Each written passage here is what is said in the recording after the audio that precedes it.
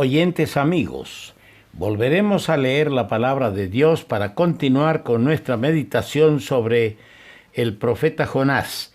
Vamos a leer el capítulo 1 y del versículo 4 hasta el final. Dice así la Escritura. Pero Jehová hizo levantar un gran viento en el mar, y hubo en el mar una tempestad tan grande que se pensó que se partiría la nave.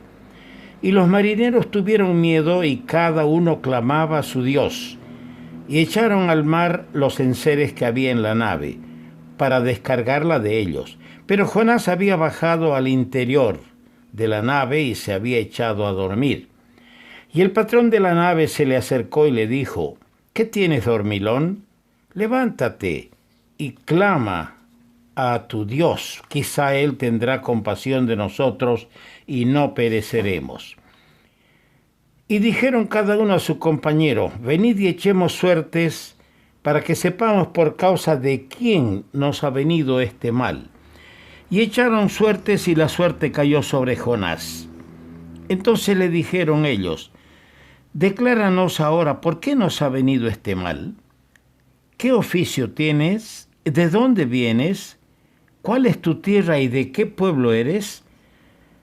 Y él les respondió: soy hebreo, y temo a Jehová Dios de los cielos, que hizo el mar y la tierra. Y aquellos hombres temieron sobremanera y le dijeron: ¿por qué has hecho esto? Porque ellos sabían que huía de la presencia de Jehová, pues él se lo había declarado. Y le dijeron: ¿qué haremos contigo para que el mar se nos aquiete? Porque el mar se iba embraveciendo más y más.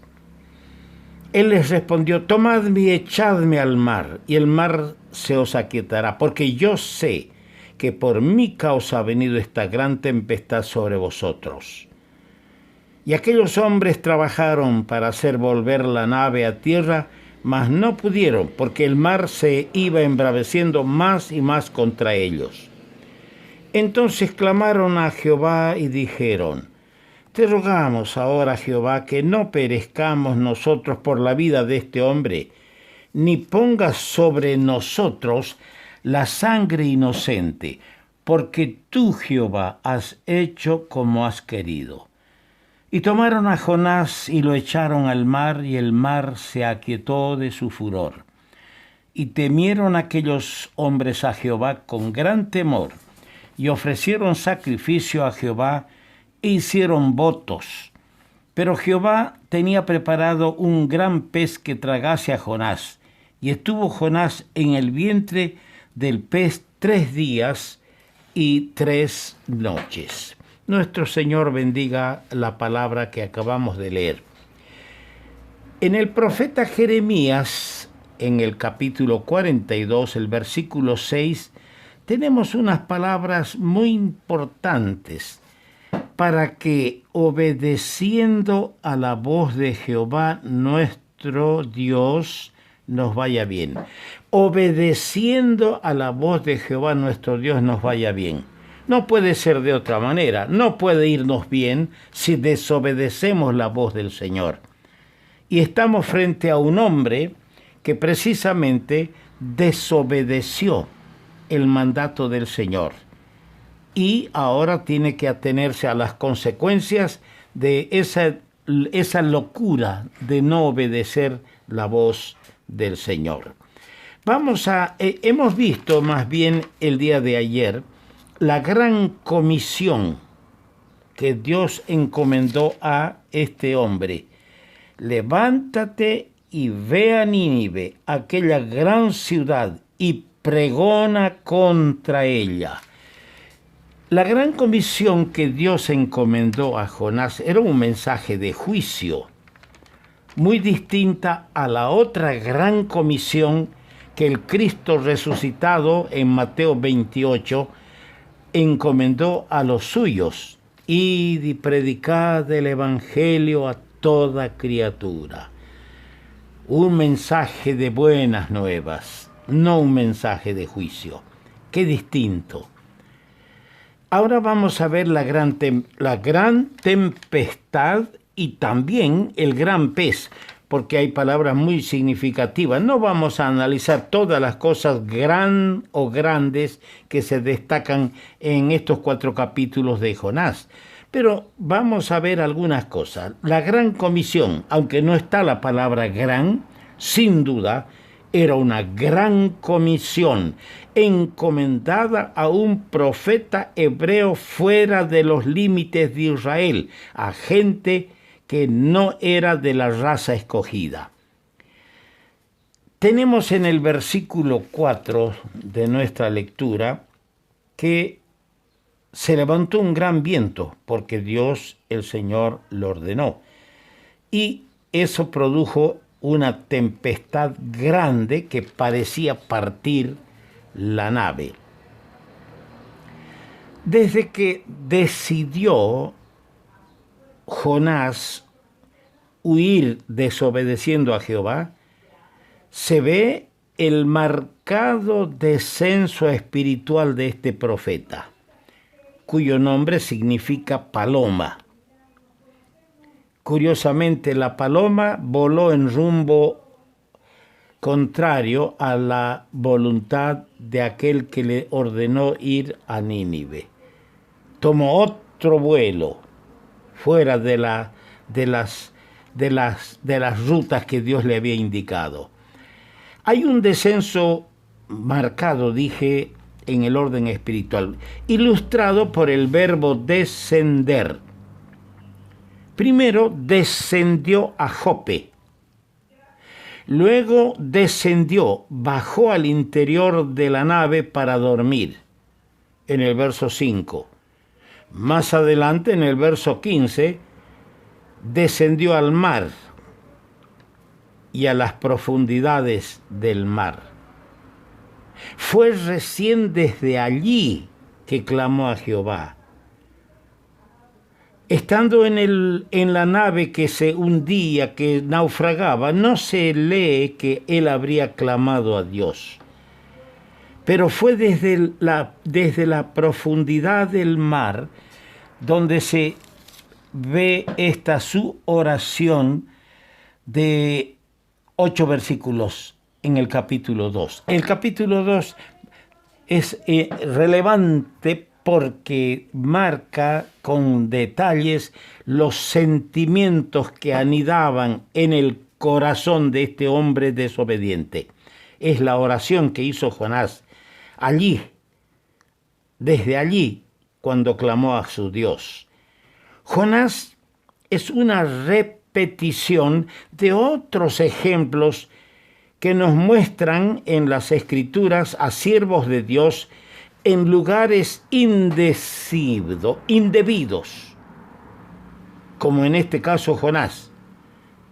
No era su lugar Jope, no era su lugar Tarsis, y no era su lugar el vientre del gran pez, no era su lugar la profundidad del mar. Hay otros siervos de Dios que estuvieron así en lugares indebidos, como Jonás, sufriendo las consecuencias. Vamos a mencionar algunos porque han de traer a nosotros lecciones, amonestaciones, exhortaciones, al mismo tiempo ha de traer instrucción y consolación al corazón de más de uno de nosotros. Primero, tenemos el caso de Elías, en Primera Reyes 19:4. Un día antes estuvo en las faldas del Monte Carmelo. Allí estuvo un valiente hombre enfrentándose a más de 400 profetas de Baal y a una nación indecisa si seguía a Jehová o no. Pero ahora está bajo el enebro, diciendo: basta ya, oh Jehová, quítame la vida, pues no soy yo mejor que mis padres. ¿Qué tenemos acá? Un obrero desanimado. No está en el lugar de trabajo, de lucha. Se ha desalentado por la amenaza de la reina pagana Jezabel. Desanimado, hasta deseaba morirse. Cuidemos con ese lugar con ese estado espiritual. Cuidémonos, hermanos, para tener la fortaleza, para no llegar a ese extremo. Tenemos que estar en contacto con la fuente matriz de energía espiritual, que es nuestro Señor. En segundo lugar, tenemos a Abraham en Egipto. Así leemos en el capítulo 12, verso 10 de Génesis. Dice que hubo hambre en la tierra y descendió Abraham a Egipto. ¿Ahí qué tenemos? Un creyente que retrocede. El hombre de fe, el padre de la fe. Hubo hambre, el hambre lo asustó y descendió a Egipto. No era el lugar donde Dios lo había llamado para estar. Dice el escritor de la epístola a los Hebreos, nosotros no somos de los que retroceden. No tenemos que dar pasos atrás. No somos políticos para dar un paso atrás y luego dos adelante. Nuestra vida no es de idas y venidas, de marchas y contramarchas. El creyente debe correr con paciencia la carrera que le es propuesta, sin apresuramiento, pero siempre para adelante, no para abajo, siempre para arriba. En tercer lugar tenemos a Jonás en el vientre del pez, como hemos leído. ¿Qué tenemos acá? ¿Por qué está en este lugar? Porque es un siervo desobediente. Y hemos leído nuestro texto de oro, obedeciendo a la voz de Jehová nuestro Dios, para que nos vaya bien. No le fue bien a Jonás por desobediente. En cuarto lugar tenemos el varón de Dios en la casa del viejo profeta, en Primera Reyes 13:19. Les aconsejo leer todo el relato del capítulo 13. Dios envió a este profeta con instructivos muy específicos. No te quedes allí, no comas allí, no bebas allí y vuelve por otro camino. Sin embargo, cumplió hasta cierto momento el mandato del Señor. Ya retornaba, habiendo cumplido la misión que el Señor le encomendó de dar un mensaje fuerte a Jeroboam. Y fue seducido por un viejo y mañoso profeta descalificado. En este joven profeta tenemos un profeta seducido, comiendo y bebiendo en la casa de un viejo profeta. En quinto lugar tenemos a David en el terrado, en segundo libro de Samuel capítulo 11. Era la temporada que los reyes salen a la guerra. Se quedó a hacer la siesta, a dormir, mandó al ejército con los soldados. Y después de descansar la siesta, subió al terrado y vio a una mujer seguramente semidesnuda, bañándose. Fue tentado. Y en este incidente tenemos en David un santo perezoso. En vez de estar en la lucha, en el combate, en actividad, se dejó dominar por la pereza, fue seducido por la tentación. Fracasó, trajo desgracia sobre su familia y muchas consecuencias sobre la nación toda. En Génesis 14:12 tenemos a Lot en Sodoma. Cuando andaba con el tío Abraham, Lot también tenía un altar y tenía una tienda. Un mensaje elocuente de que él era un adorador de Dios y era un peregrino.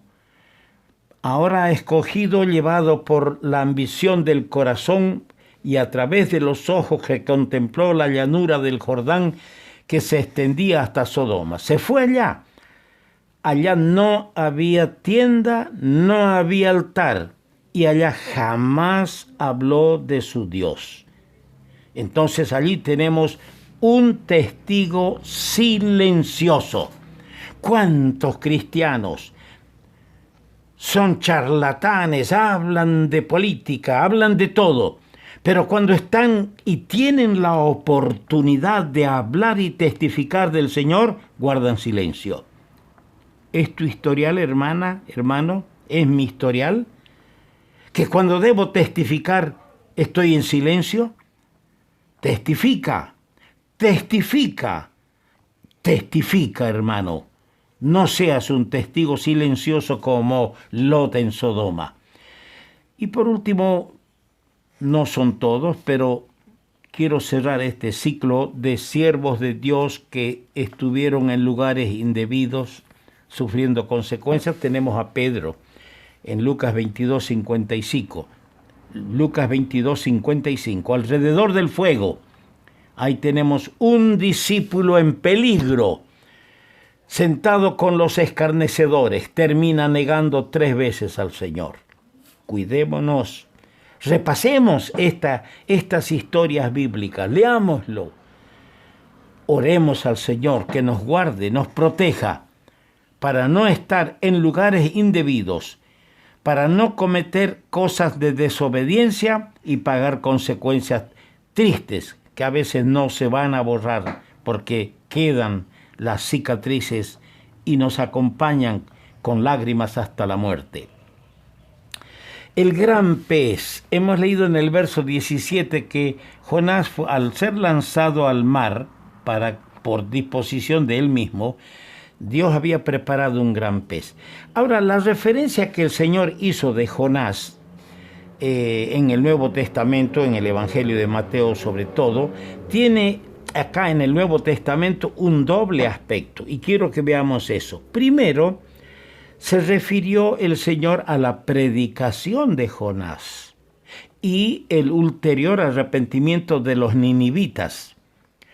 Un solemne reproche para la generación que tuvo el privilegio de ver, escuchar al Señor Jesús. Y a pesar de haber oído la voz del Señor, cuando les dijo, uno mayor que Jonás está aquí, esa generación no se arrepintieron ni creyeron. En segundo lugar, se refirió a la estada de Jonás en el vientre del pez, siendo las experiencias tan extrañas del profeta, típicas de la muerte y resurrección del Señor, como el Señor lo explica en Mateo 12, versos 39 al 41.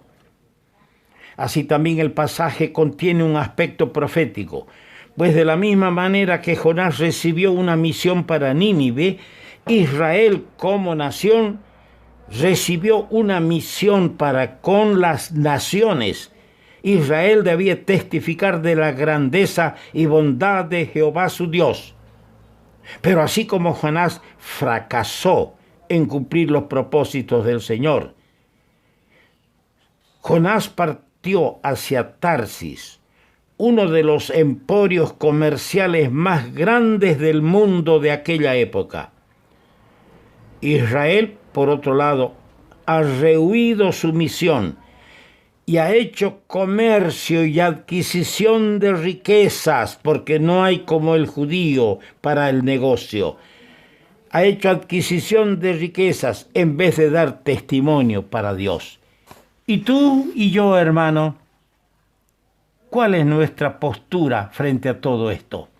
Vamos a continuar reflexionando sobre el profeta prófugo.